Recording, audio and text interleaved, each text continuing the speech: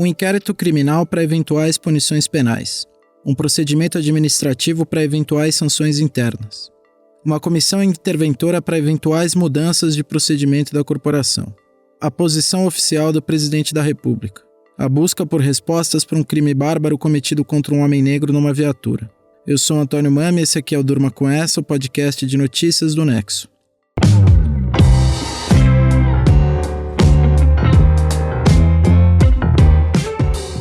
Olá, eu sou o Conrado Corsaletti, estou aqui com o Antônio para apresentar esse podcast que vai ao ar de segunda a sexta, no início da noite, sempre com notícias instigantes que podem continuar a ecoar por aí.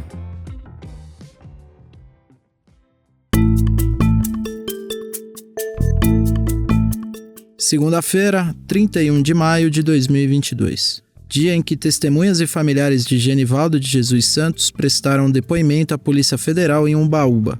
Genivaldo, um homem negro de 38 anos, foi assassinado na semana passada na pequena cidade sergipana.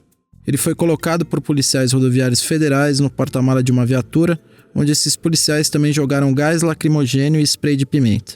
Genivaldo morreu sufocado por asfixia, com as pernas do lado de fora do carro, prensadas pelos policiais, tudo em meio a gritos de apelo. A cena da câmara de gás foi filmada por quem estava no entorno. A Polícia Federal está investigando o caso num inquérito criminal que deve durar 30 dias para ser concluído. Aí, a gente tem outras frentes que envolvem o caso. Uma delas surgiu com a criação de uma comissão interventora na Superintendência Regional da Polícia Rodoviária Federal de Sergipe. Essa comissão é composta por 5 agentes e foi instalada no domingo pela direção do órgão. Silvinei Vasques, diretor-geral da Polícia Rodoviária Federal, delimitou o objetivo do trabalho da comissão interventora. Segundo a portaria que criou essa comissão, ela não vai apontar culpados nem gerar desdobramentos correcionais ou judiciais. A intenção é, abre aspas, criar mecanismos capazes de prevenir novos eventos como estes envolvendo policiais rodoviários federais, fecha aspas. A comissão também tem 30 dias para produzir um relatório técnico sugerindo procedimentos para prevenir casos como o do Genivaldo, que foi abordado pelos policiais quando passava de moto sem capacete pela BR-101 em Umbaúba. Imagens que circulam nas redes sociais mostram que ele foi revistado e xingado, antes de ser jogado no chão, imobilizado e amarrado nos pés e nas mãos pelos policiais, e então jogado no porta-malas que virou câmara de gás. O relatório do Instituto Médico Legal de Sergipe apontou que a morte foi causada por asfixia mecânica e insuficiência respiratória aguda. Os policiais que assinaram o boletim de ocorrência disseram que usaram o gás lacrimogênio e o spray de pimenta porque não conseguiram imobilizar a vítima e que a morte foi, abre aspas, uma fatalidade desvinculada da ação policial legítima, fecha aspas. A primeira posição da Polícia Rodoviária Federal também foi na linha do que disseram os agentes que mataram o Genivaldo, dando um ar de legitimidade para a ação. Na própria quarta-feira, dia do crime, o órgão emitiu uma nota dizendo que a vítima tinha resistido à abordagem e que, abre aspas, em razão da sua agressividade, foram empregados técnicas de imobilização e instrumentos de menor potencial ofensivo para sua contenção, fecha aspas. As imagens circularam na internet e foram ganhando a imprensa. Um dia depois do assassinato do Genivaldo, na quinta-feira, semana passada, elas já estampavam as páginas dos principais jornais do mundo. Familiares protestaram em Aracaju, capital de Sergipe, e ativistas do movimento negro foram às ruas no Rio e em São Paulo. As Nações Unidas pediram uma investigação rápida. Foi no meio dessa pressão que a Polícia Rodoviária Federal começou a mudar de posição. Assistimos com indignação os fatos ocorridos na cidade de Umbaúba, em Sergipe, em que uma ação envolvendo policiais rodoviários federais resultou na morte do senhor Genivaldo de Jesus Santos. Não compactuamos com as medidas adotadas durante a abordagem ao senhor Genivaldo. Os procedimentos vistos durante a ação não estão de acordo com as diretrizes expressas em cursos e manuais da nossa instituição. Esse aí que você ouviu é o Marcos Territo, chefe de comunicação institucional da Polícia Rodoviária Federal, num vídeo divulgado nas redes sociais do órgão no domingo, dia 29. Ele condenou a ação dos agentes e disse que ela não reflete a conduta dos 12 mil policiais rodoviários federais do país. O presidente Jair Bolsonaro também falou sobre o assunto. No dia seguinte ao assassinato, ele disse que ia se inteirar melhor sobre o caso. Agora, na segunda-feira, ele finalmente se manifestou de uma forma mais ampla. foi durante uma entrevista à imprensa em Recife, onde ele estava para sobrevoar as áreas afetadas pelas chuvas que já mataram uma centena de pessoas na região metropolitana da capital pernambucana. Bom, o presidente pediu a palavra para falar sobre o caso do Genivaldo depois da manifestação do ministro da Justiça, o Anderson Torres. Eu lamento o ocorrido há 2 semanas aproximadamente, com 2 policiais federais, que ao tentar tirar um elemento da pista, ele conseguiu sacar a arma de um deles e executou 2. A Globo News chamou esse bandido de suspeito. E o outro policial, de outra esfera, ao abater esse marginal, vocês realmente foram uma linha completamente diferente. Então, tratamento isonômico, vai ser seguido a lei. Te lamento o ocorrido nos 2 fatos, nos 2 episódios, lamenta muito o ocorrido. E vamos... Você está ouvindo aí o Bolsonaro. Ele comenta o caso Genivaldo citando outro caso, o assassinato de 2 policiais rodoviários federais no Ceará em meados de maio. O assassino foi morto por um policial à paisana logo depois do crime. O presidente criticou a cobertura que a imprensa deu ao caso. Disse que lamenta o que aconteceu em Sergipe, mas cobra tratamento isonômico. Sem exageros e sem pressão por parte da mídia, que sempre tem o lado da bandidagem, como lamentavelmente grande parte de vocês se comportam, sempre toma as dores de outro lado. Lamentamos o ocorrido e vamos com seriedade fazer o devido processo legal para não cometermos injustiça e fazermos de fato justiça. O Genivaldo foi parado na estrada porque estava sem capacete.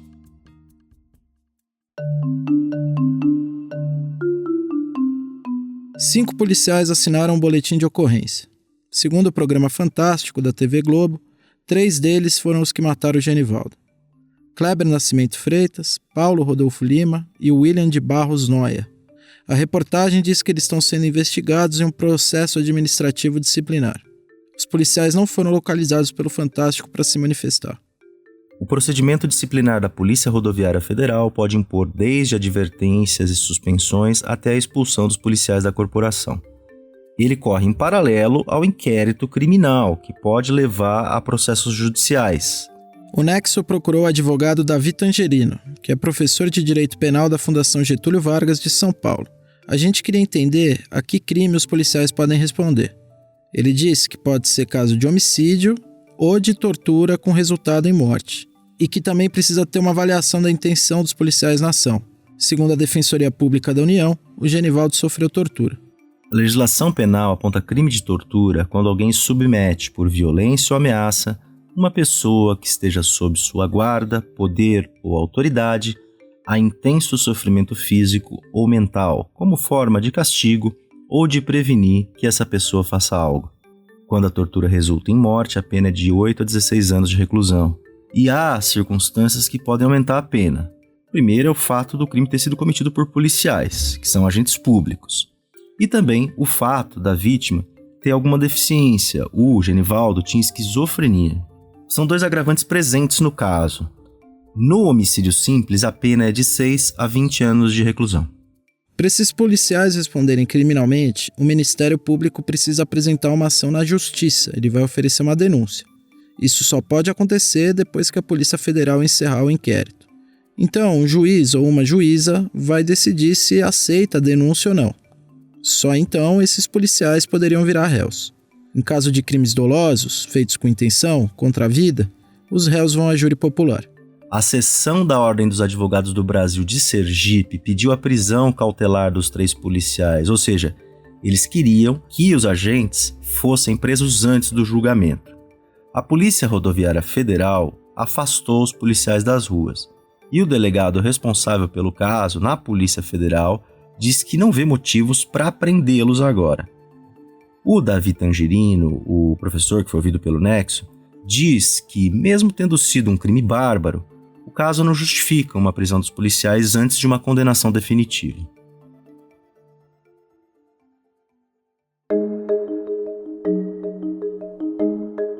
Depois da morte do Genivaldo, circulou um vídeo de uma aula de um cursinho preparatório para ingresso em carreiras policiais. Essa aula é do cursinho Alfacom, que ganhou notoriedade por fazer piadas com violência policial.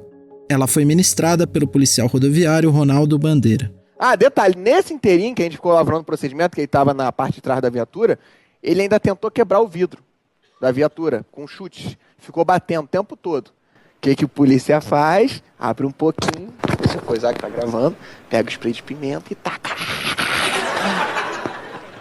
Foda-se, caralho, é bom pra caralho, cara. A pessoa fica mansinha. Aí daqui a pouco eu só escutei assim, eu vou morrer. Aí eu fiquei com pena, cara. Eu abri assim, tortura, e fechei de novo. Enfim, sacanagem, fiz isso não pode. O Ronaldo Bandeira depois disse para a BBC que esse vídeo que estava circulando na internet é de 2016 e que a fala dele estava descontextualizada. Ele disse que estava dando um exemplo fictício e que não tinha feito exatamente aquilo que ele falou que fez.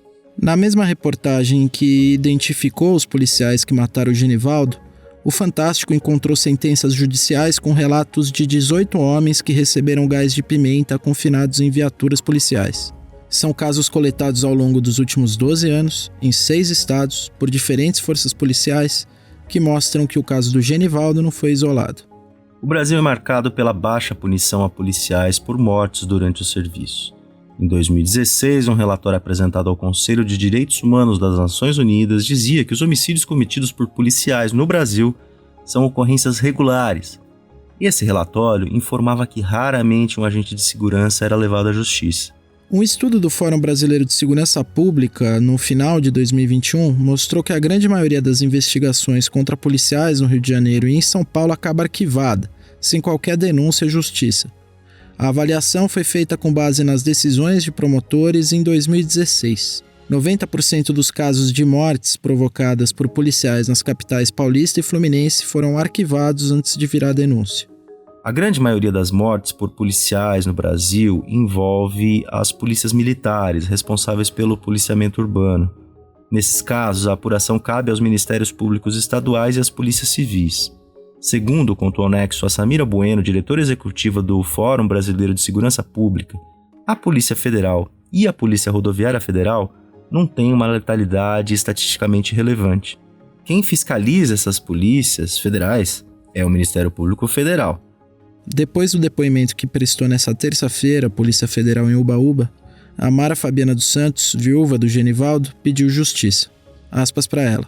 É uma indignação muito grande. Espero que a justiça seja feita, que eles sejam presos e que paguem pelo crime que cometeram.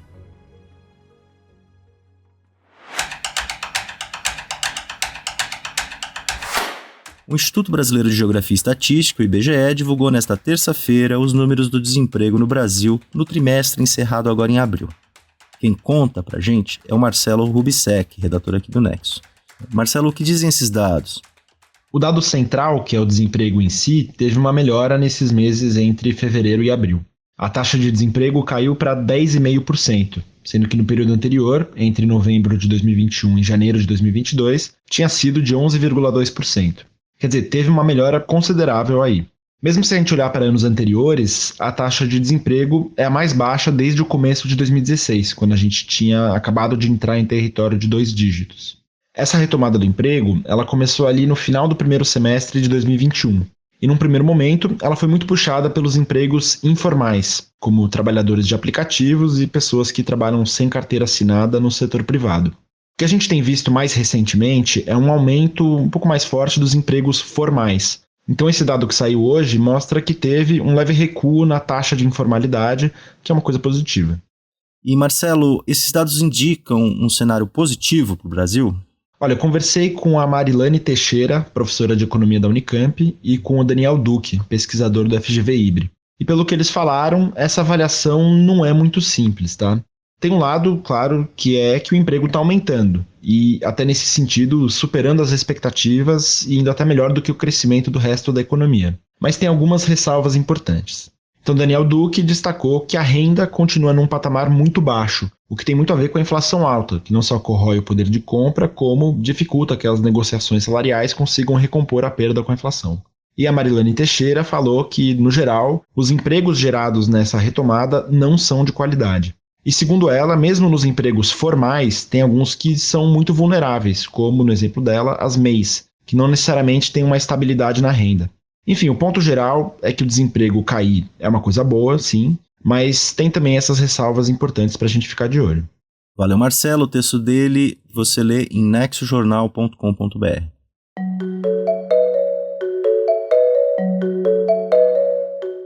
Estados Unidos e China disputam aliados numa região do globo com muita água e pouca terra. Quem conta pra gente é o repórter especial João Paulo Charlot. Olá, ouvinte. Olá, amigos do Durma com Essa. Os governos da China e dos Estados Unidos são grandes rivais nos campos político, econômico e militar. As relações de competição entre chineses e americanos devem pautar o rumo do mundo nessas áreas ao longo deste século XXI. O tempo todo é possível ver que emergem aqui e ali atritos entre Washington e Pequim na forma de declarações públicas, de medidas econômicas e de exercícios militares. A maior parte das vezes são rusgas, são provocações.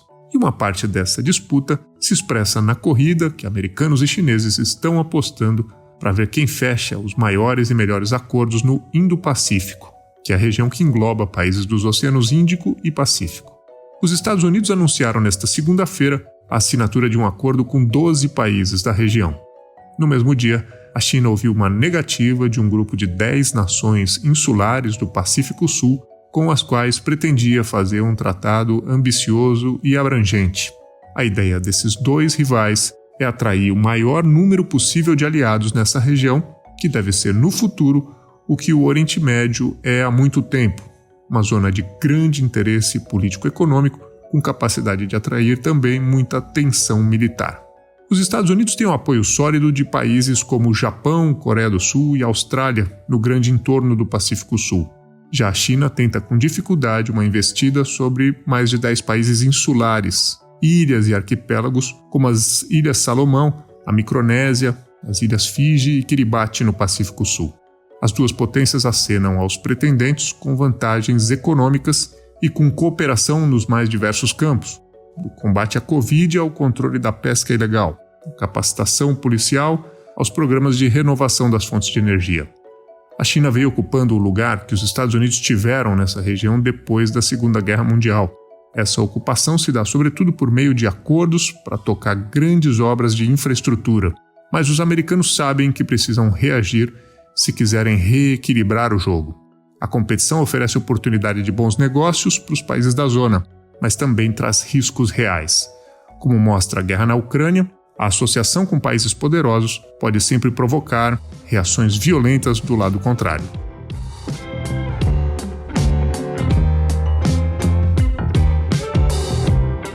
Das providências oficiais tomadas no caso do assassinato do Genivaldo, passando pela redução do índice de desemprego no Brasil e fechando com a disputa entre Estados Unidos e China no Indo-Pacífico, durma com essa.